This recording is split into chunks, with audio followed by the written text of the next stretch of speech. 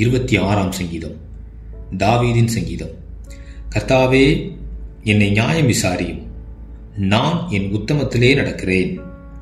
நான் கர்த்தரை நம்பியிருக்கிறேன், ஆகையால் நான் தள்ளாடுவதில்லை. கர்த்தாவே, என்னை பரீட்சித்து என்னை சோதித்து பாரும்.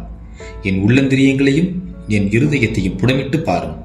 உம்முடைய கிருபை என் கண்களுக்கு முன்பாக இருக்கிறது. உம்முடைய சத்தியத்திலே நடந்து கொள்கிறேன்.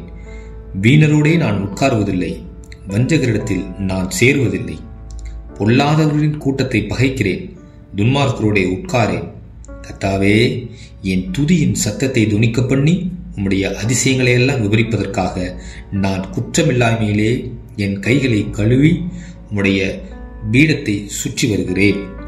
கர்த்தாவே, உமது ஆலயமாகிய வாசஸ்தலத்தையும் உமது மகிமை தங்கிய ஸ்தானத்தையும் வாஞ்சிக்கிறேன்.